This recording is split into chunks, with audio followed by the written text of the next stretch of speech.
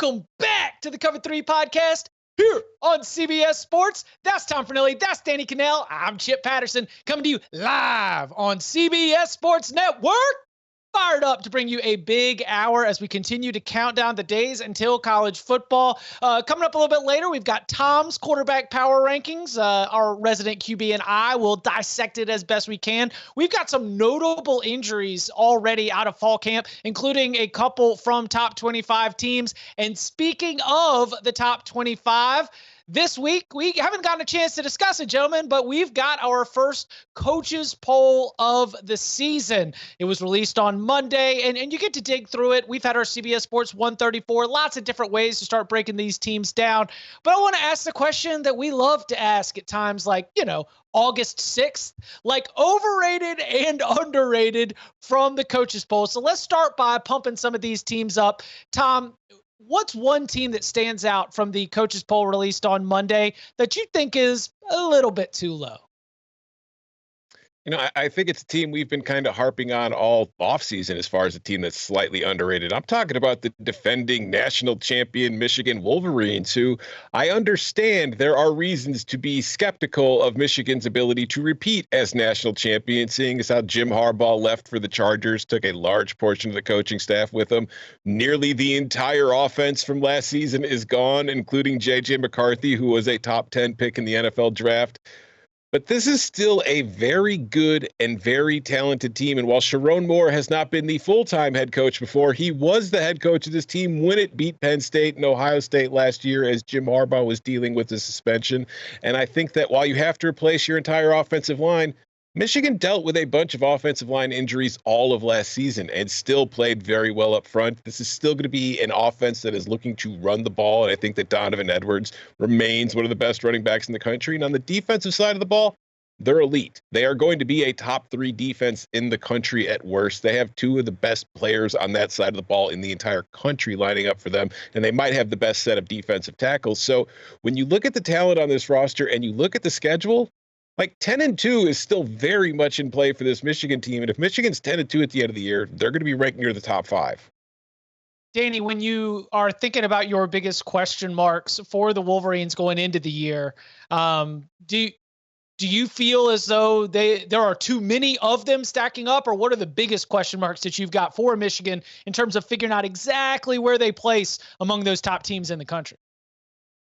The obvious one is quarterback, right? J.J. McCarthy gone off to the NFL. But I think even more important is culture in what Jim Harbaugh had established there. And I think it's one of the reasons why I agree with Tom is that Sharon Moore is an extension of Jim Harbaugh. Like, this is a coach who has watched and learned and basically adopted the mentality of Jim Harbaugh before him. So I don't think he's going to try to do anything dramatically different, kind of like you're seeing in Bama when you're hearing out what's coming out of Kalen DeBoer. I think you're going to see a very similar mentality, but I do think the question marks around the people that they've lost, the players that are no longer there, like Blake Corum, like J.J. McCarthy, like how many players were drafted this past year by the off the 30. Michigan Wolverines? Yeah.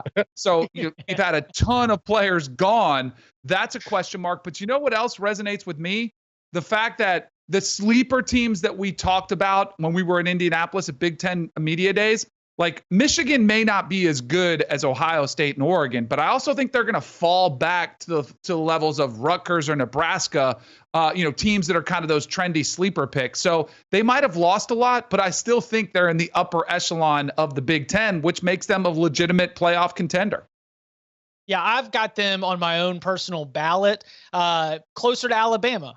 Closer to the top 5 than they are to the top 10. I too think that Michigan is being a little bit underrated. And one of the things I love about trying to look ahead for this Michigan program is the fact that we've gotten 3 years in a row of them being awesome. 3 straight Big Ten titles, beating Ohio State 3 years in a row. They have been building to this breakthrough moment. And what we have seen, in my opinion, is elite player development. Because no, they do not recruit like a Georgia or an Ohio State or an Alabama under Nick Saban. A lot of the NFL draft picks, not just from this past year, but from the last couple of years, have been 3-star, 4-star guys who have developed into being an NFL draft pick. And so you're right, Tom, like a Kenneth Grant, a Mason Graham, like there are Will Johnson, like there are some obvious superstar next level talents on this Michigan team. But I'm also excited about learning what's been coming up, like what they've been getting ready for this moment to take over as the next line of starters. That clearly they knew that last year they were chips to the table. Then everything's going to reset. There have to be young talent on last year's title team, hungry for the opportunity. I'll trust the player development that we've seen over the last half decade. And I'm going to think Michigan's not going to take that too much of a step back. Danny, going to throw this back to you. Oh, yeah. I'm sorry. I just want to also say, too, there's questions about the quarterback spot, but whether it's going to be Alex Orji, Jack Tuttle, or somebody else. But while we still don't know who the starter is, there has been some positive whispers coming out of that camp in recent weeks that Alex Orji might be more of a well-rounded player than we realized based on what we saw last year. They're starting to feel pretty good about what they're seeing. Okay, hold on. So let's not jump ahead real quick. So now let's look at the skill positions, right? Because how do you fit these pieces together? Because we can look at Donovan Edwards, but what about wide receivers? What about like outside of tight end, Tom? Like where do you think they find the difference makers in that wide receiver room? I don't know if they really have a true kind of guy that you look at as the number one. Like you saw Roman Wilson there last year, who was a very good receiver and ended up getting drafted, but he's not your prototypical number one superstar receiver who wins on the outside of the numbers. But I do think you have a few of those guys who'll step in. And another one, like Danny mentioned, they have to replace Blake Corum. Running back Kalel Mullings is a name that maybe most people aren't already familiar with across the country. But as far as with the talent that he is somebody very well built and constructed to step right into that Corum role and kind of be that down after down grinder that they're really, they're going to need with a young, inexperienced QB. Fascinating stuff in Ann Arbor. All right, Danny, who stood out to you? We had a 1 through 25 released yesterday afternoon. Where did your eyes drift to when it looked for a team that you thought was a little too low? So it's not like, and this is one where you have to say, all right, well, how high up could they go? But Missouri check in at 11. I feel like they are completely flying under the radar. And there are two teams. I think we forget because so much attention has been on Ole Miss and their 11-win season, and it was a breakout season for them. What about Missouri? They did the same thing for what they did with Eli Drinkwitz's squad. They bring back, just like Ole Miss brings back Jackson Dart, they bring back Brady Cook. They bring back Luther Burden, one of the best receivers, Theo Weiss. I know they lose their defensive coordinator, but I feel like Eli Drinkwitz and this Missouri squad, this team is set up to follow up on what they did last year. And the schedule is incredibly favorable for Missouri. Of all the schedules that we've talked about, they don't have to play Georgia. They don't have to play a lot of these teams at Tennessee. They don't have to play some of these teams that they traditionally had to play in the East. Toughest games, on the road at Bama. That's really the toughest one that you look at and say, well, I don't know if they can win that game, even though I think they probably can. There's not a game on their schedule that looks unwinnable. And I think they could have a chance of being that 1 or 2 loss team that's there at the end of the season. So 11 is probably a pretty good spot, but I might have them over a program, say like Penn State, who has a little bit more question marks, even Florida State with the amount of players they lost. Missouri brings back a bunch, so I'm probably slightly more bullish than most people. Missouri's one of those teams that's like, I can't get a great read on. You're right. I think Brady Cook at quarterback is better than a lot of people realize. And I think he gets credit for. He is what we consider a Jag plus. I think he has excellent receivers in Weiss and Luther Burden, who I think is one of the best receivers in the country. But what concerns me about this team is they had a great season last year. They also played in a lot of kind of close games that were somewhat of a coin flippy situations where one play going the other way could have led to a loss instead of a victory.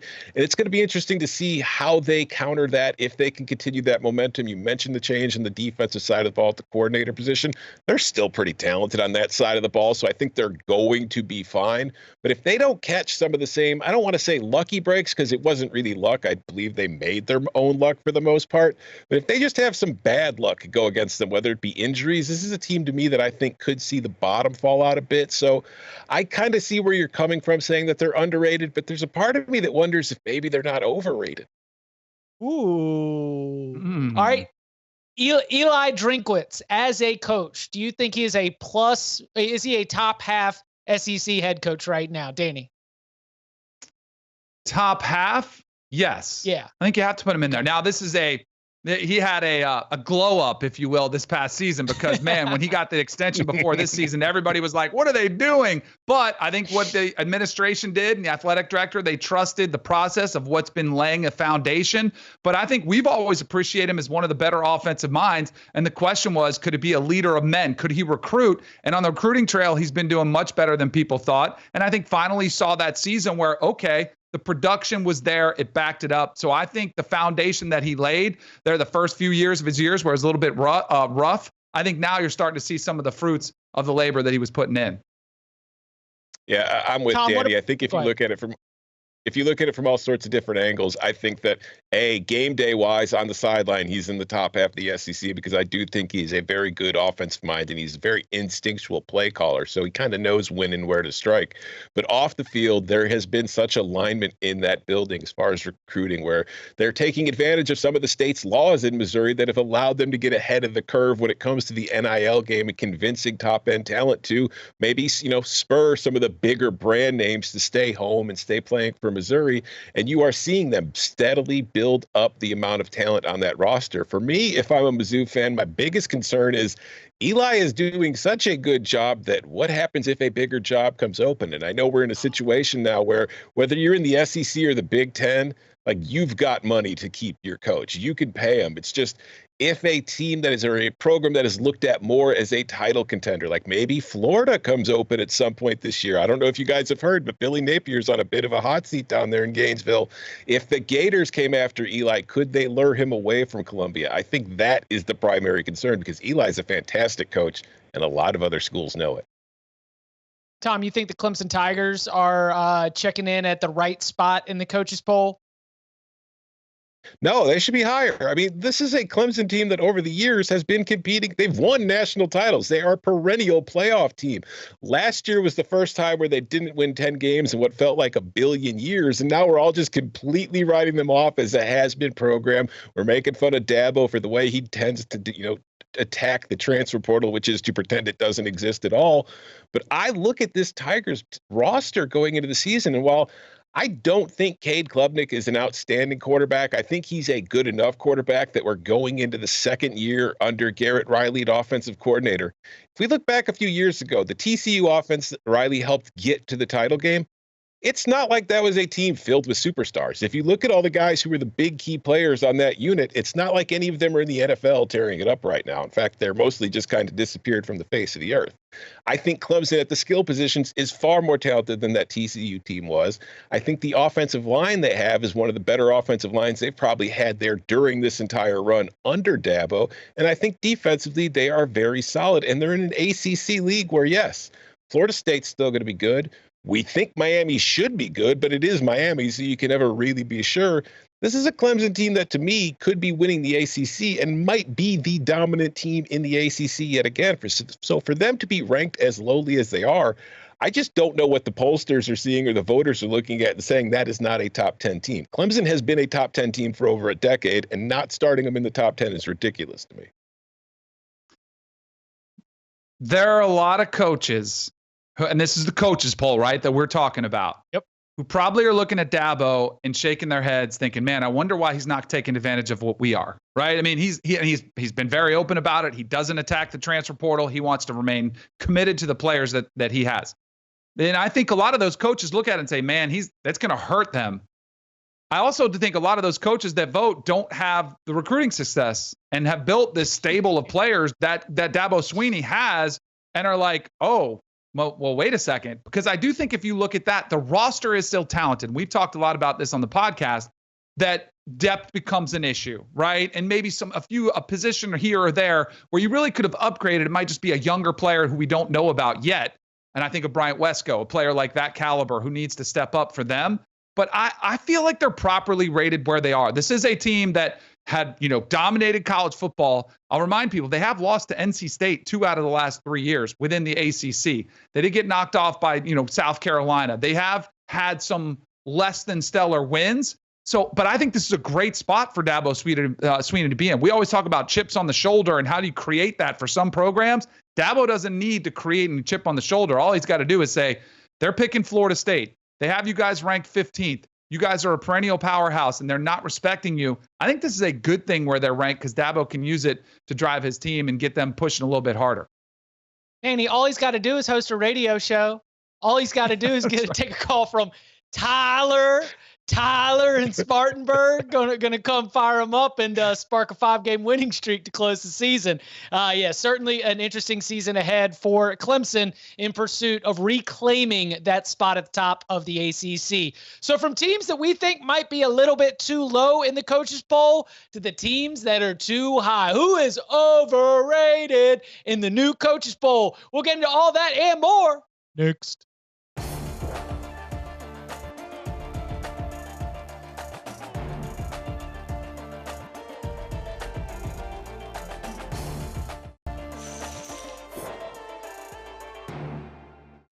Back here on the Cover 3 podcast, live on CBS Sports Network. First coaches poll of the 2024 season was released on Monday. Haven't gotten a chance to break it down with my co-hosts here, Tom Fornelli and Danny Kanell. So, gentlemen, as we have already discussed some of the teams that might not be getting the kind of respect from the coaches that we think, according to our own view of these teams, now let's flip it around. Danny, who's too high in the coaches poll? Who might be just slightly overranked or overrated? Okay, both of my teams that I had pegged for overrated are very, very similar. My first one, and you might be surprised because it's in the back half of the top 25, but I think this is where the laziness comes in of the coaches, where they start going, they get a little bit tired. They got to get out to practice, watch some films. They're like, oh, all right, who's been good historically? Oh, USC. Let's go ahead and throw them in there, right? USC is the Trojans. They're a powerhouse. Let's just put them in the back end of that top 25. This is a program, we've talked a lot about it. Lincoln Riley, not on the hot seat necessarily, but definitely the pressure is starting to build where he needs to start delivering on results.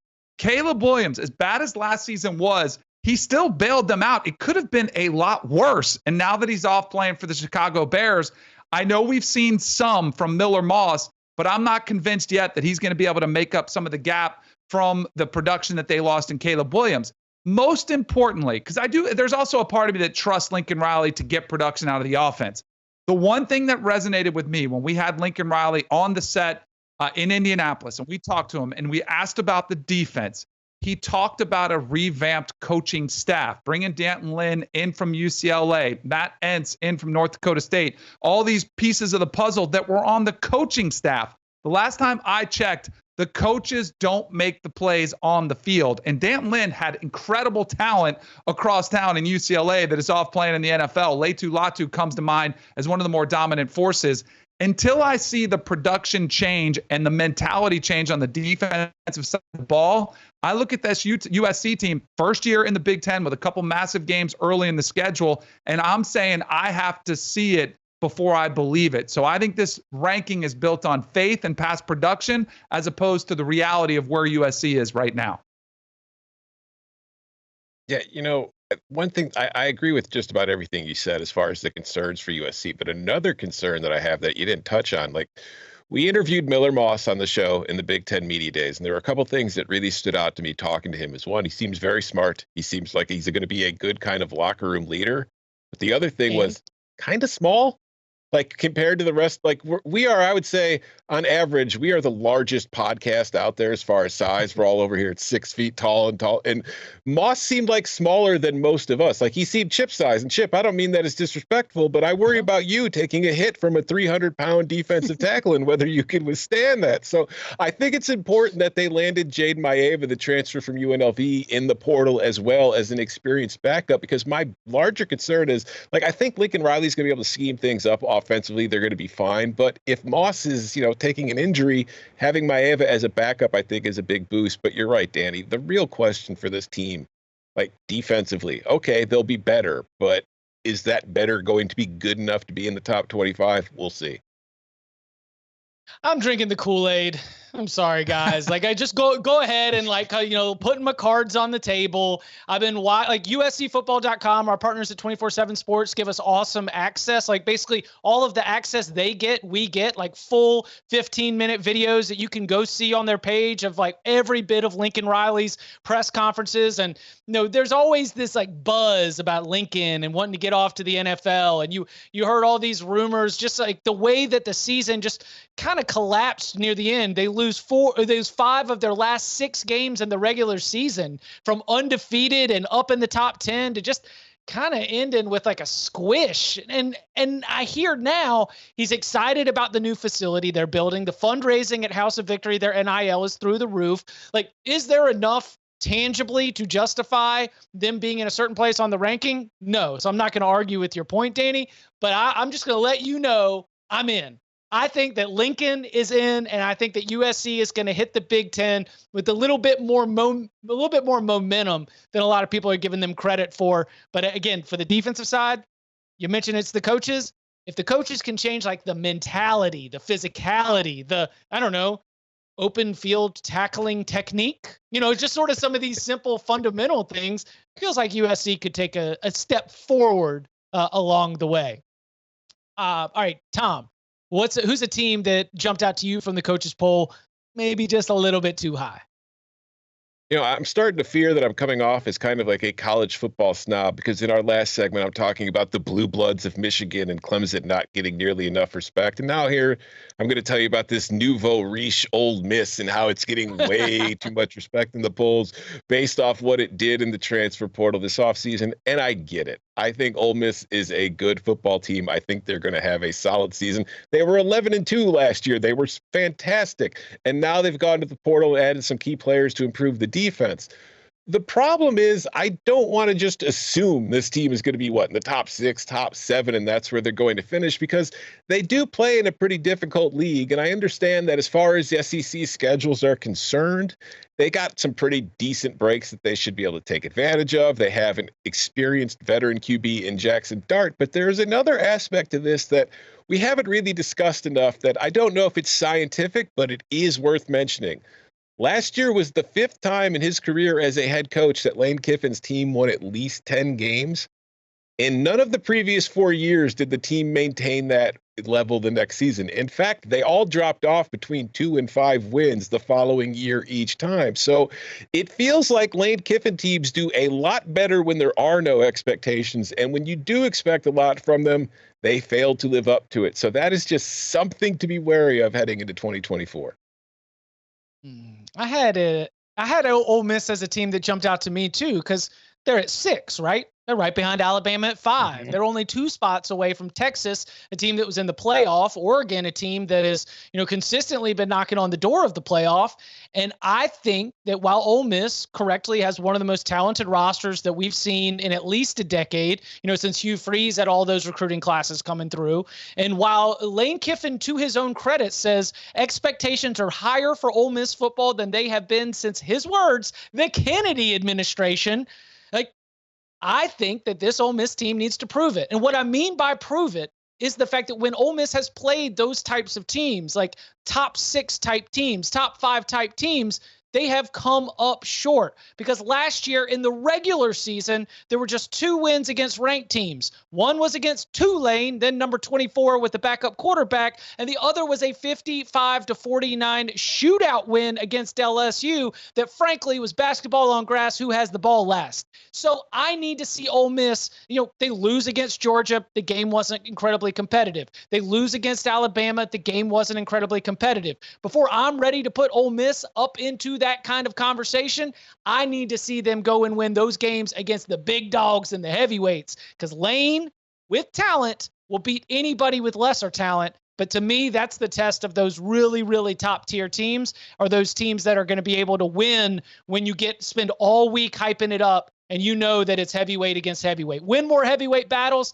then I'm down with Ole Miss at number 6. But to this point, unless you want to point to the Penn State bowl game, I don't know if I'm seeing it quite in the same way. Danny, who else stood out to you? Let's get one more overrated. One more overrated for me is, and this should be called the Overrated Bowl because they square off against each other. I told you there were a lot of similarities. I gave you USC.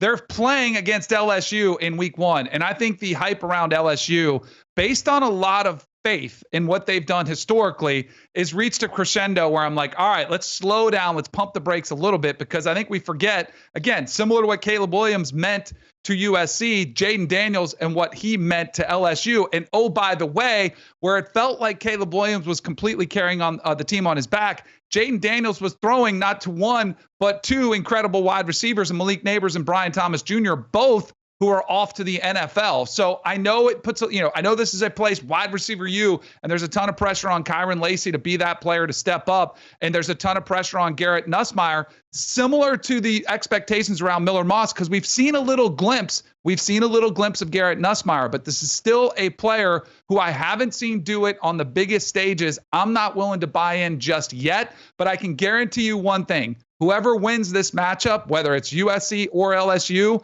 they will vault to the front of the conversation, and there'll be people saying, what a signature win, what an incredible win, when I think these might just be 2 pretty good teams playing against each other that probably don't belong in the top 10 until they prove it way more on the back end of the season. I don't know how good LSU's going to actually be this year, but I know they're going to be fun to watch, because I think it's going to be a lot like last season.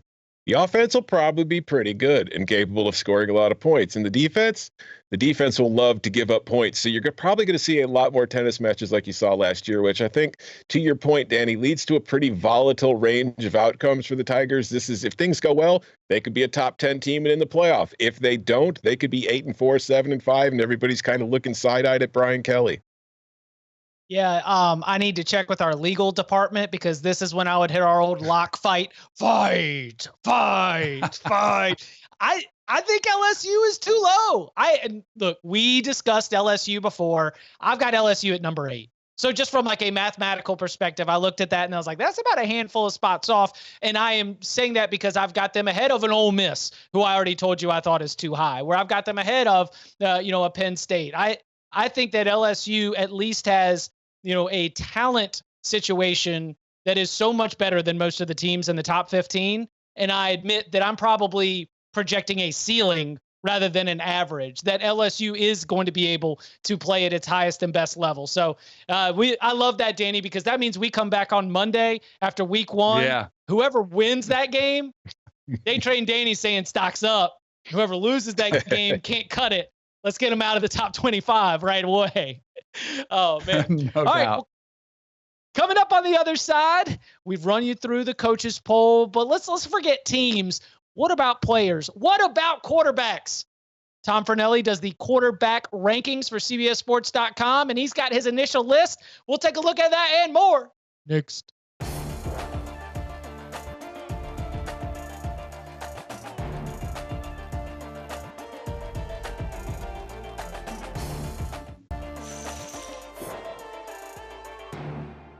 Back here on the Cover 3 podcast, live on CBS Sports Network.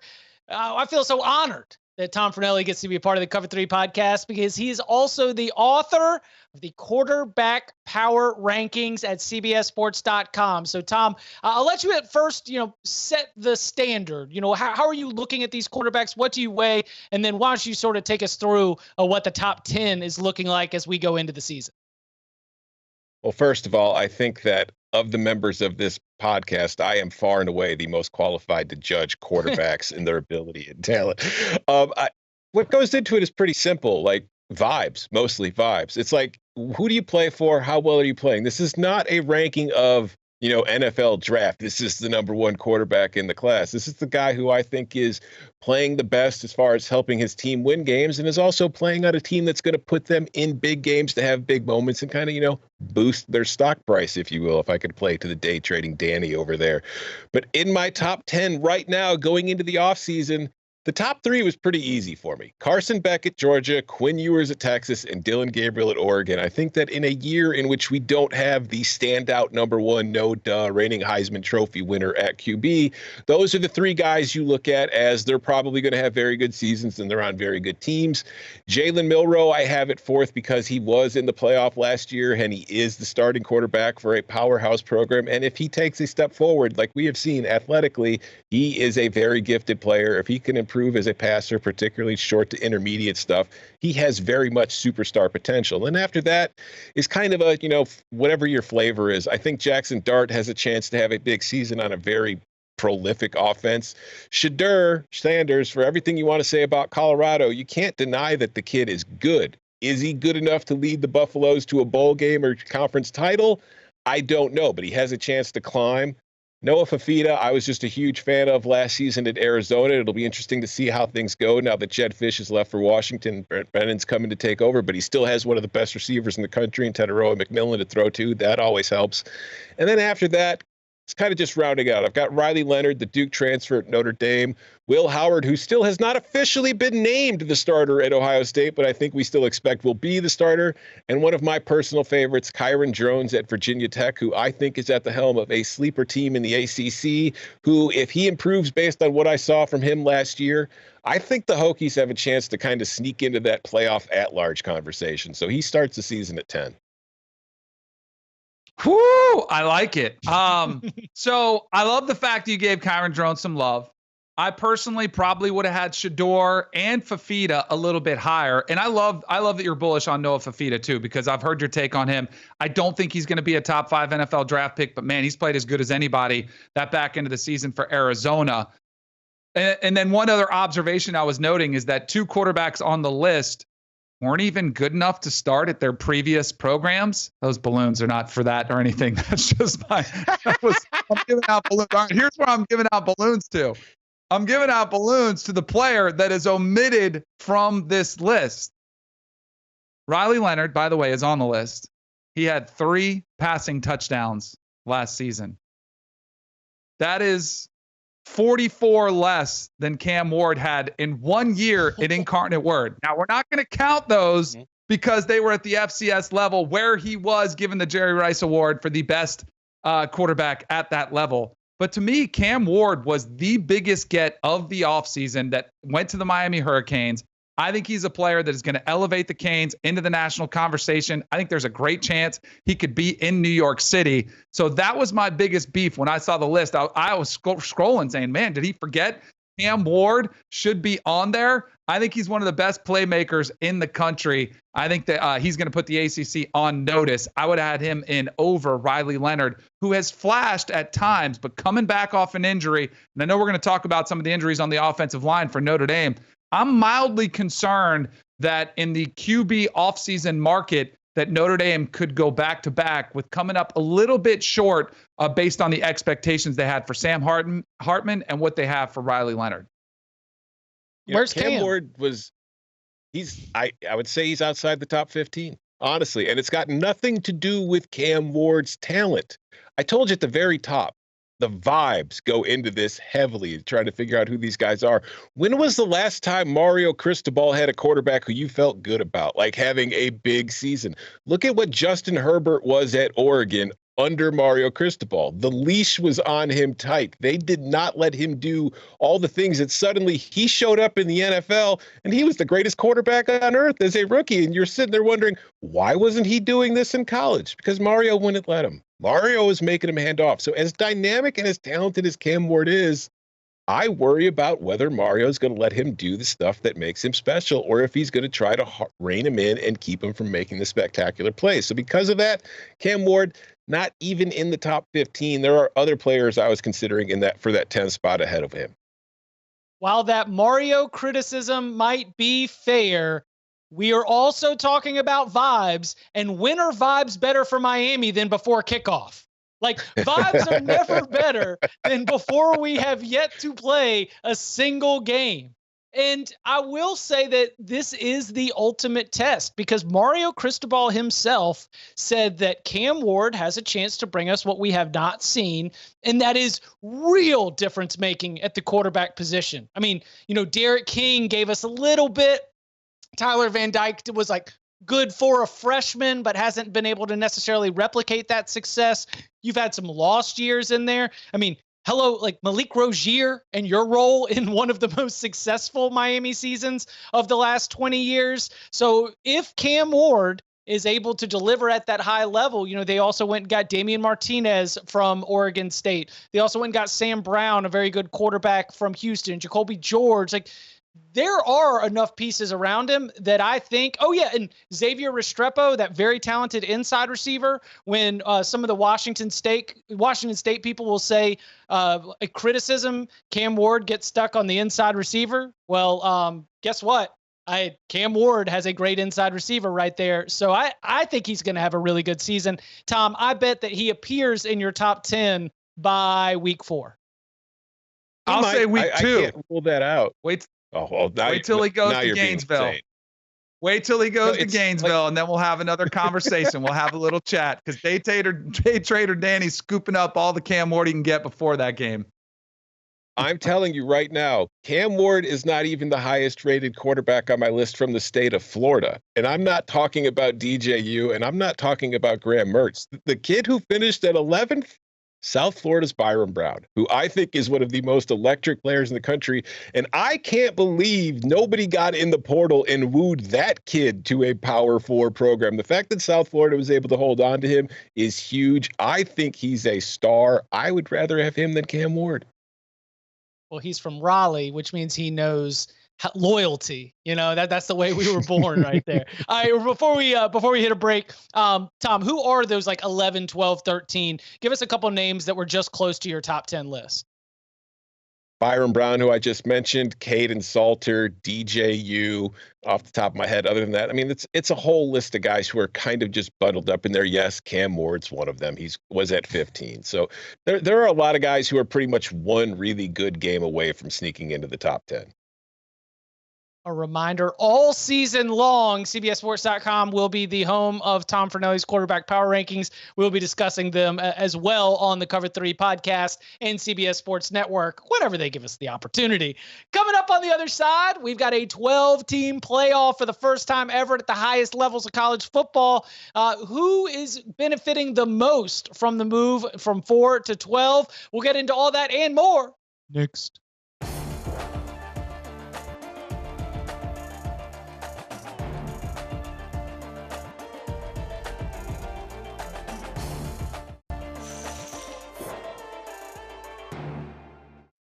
Back here on the Cover 3 podcast, live on CBS Sports Network. Well, the 2024 season will be the first for the new 12-team playoff format. The move from 4 to 12 has presented a lot of opportunity, obviously, when you add 8 more teams to the bracket.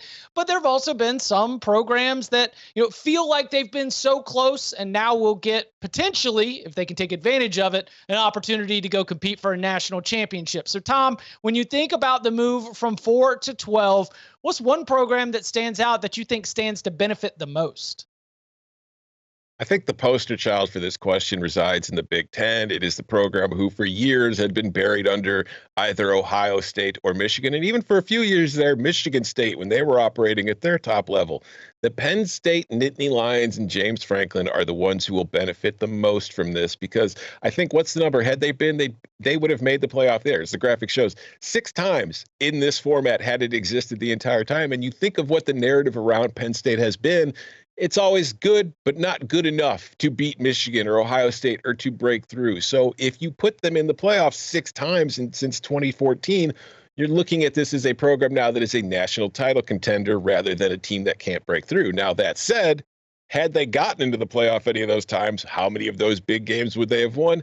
I don't know, but the fact that they'll finally be getting a chance to prove it against the other top teams that aren't just Ohio State and Michigan, who, to be clear, would beat a lot of teams every single year. As we saw last season, Michigan won the national title and Ohio State nearly knocked off Georgia a few years ago in the college football playoff. The narrative around this team and this coach, James Franklin, completely shifts. So I think they are prepared to benefit from this a lot. I was really close. Agree with you. I was really close to saying a group of 5 team, like a Boise State or a Memphis or somebody like that. And I was just going to say a group of 5 team, but I caught myself because no. It's not going to benefit. They better take advantage of it because the next 2 years they have their window to do it, but they better enjoy it because it might be gone, that guarantee after that. And if you guys noticed, there was not one team in the top 25 from the group of 5. That's the respect that they're getting right now. So you know who it benefits the most? The conferences that get the most teams in. We already heard Matt Rule at Big Ten Media Day saying, four Big Ten teams are going to get in. And he's probably right. It's the SEC and the Big Ten, because that's going to be something we hear all season long. Oh, we need 4 teams. We need 5 teams. Well, we need teams that are 8-4. Look at the gauntlet. Look at the schedule they're playing. It is so tough in our league. We need to get more teams in there. There is zero doubt in my mind that this expanded playoff will benefit the Big Ten and SEC more so than anybody else in the country. Hey, I like how Matt Rule said time zones. Why do you need to have the most amount? It wasn't, he said that we're the best league in the country, but he got up there. He's like, we have to play at 4 different time zones. We have to play at 4 different kinds of weather. It was just like, an onslaught of reasons that were happening off the football field. But I'm with you, Danny. It is going to be, it is probably the ongoing conversation that I'm the least invested in, is somebody beating their chest in October about how many teams a certain conference should have in at the end of the year. Come on now. Let's focus on the actual race right here. It's funny. I thought that one team that stands to benefit is a team that, as we're going to talk about in a little bit, has had a little bit of bad luck, no pun intended, so far through fall camp. But in general, I think this 12-team playoff sets up great for Notre Dame. And it's no surprise that their former athletic director was one of the originators in terms of getting this idea up and going, presenting it to coaches the first time around. And that is because most years, Notre Dame is going to have a schedule that's going to set up for them to go win 8-9 games with a chance to flash and jump up to 10 or 11 wins. And a 10 or 11 win Notre Dame is going to get the attention of the College Football Playoff Selection Committee and get them a spot every time. Again, interesting that I think that this format, which does not allow for Notre Dame to get a top 4 seed, sets up well for the Fighting Irish. But I do think that because there are always so many games that are more traditional, and look, if Stanford gets back to the days of Harbaugh and David Shaw, and if Navy all of a sudden is able to turn into a juggernaut, you might start to see my tone change on this. But as it stands, I think that Notre Dame and a lot of those annual rivals set up for a schedule, as well as with the 5 games against the ACC, for them to be able to be favored in 8-9 games each year. And if they are able to simply meet expectations, they will even be in the mix for the college football playoff. Not to mention the revenue they'll get from having that home playoff game every single year. 10-2. I don't know if that's a guarantee this season with the schedule. They might going to go 11-1 just to erase any doubt this season. Yeah, they've got. Oh yeah, we talked about this, Danny. It's those 3 games, right? You start the year against Texas A&M, you finish against USC, you host Florida State. You can't lose 2. You can't lose 2 of those and not be able to go to the committee with some quality wins. So that's a very good point. Yeah, you could almost rather slip up, right? If you get the chance to be able to cash it in with a quality win later. Yep. Coming up on the other side, we mentioned it's already been tough for some teams in terms of fall camp injuries. We'll highlight some of the notable ones, including the impact on the upcoming season, all that and more next.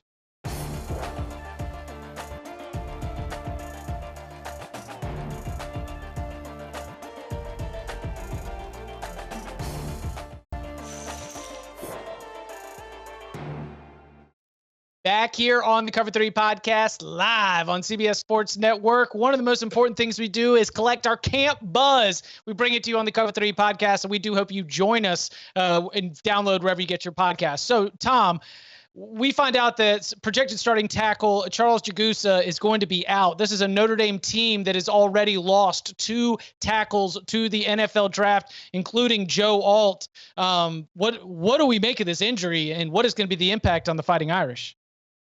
Oh, it's huge. It is like it's not, we won't call it a death blow, but it is a big blow to this offense because, as you mentioned, they lose Joe Alt at left tackle, who was one of the best players in the country last year. They lose the right tackle, Blake Fisher. Jagusa was one of the top players in his recruiting class when he came out of high school. He was the top player in Illinois, had all the top schools in the country going after him. He ends up at Notre Dame. This is a kid who has first-round NFL draft pick potential. And now you're losing him for the season. And also you've got a quarterback in Riley Leonard last year who didn't last the entire season because of injuries. And now his blind side is open. It's going to be a problem. Come find us on the Cover 3 podcast. Download wherever you get your podcasts.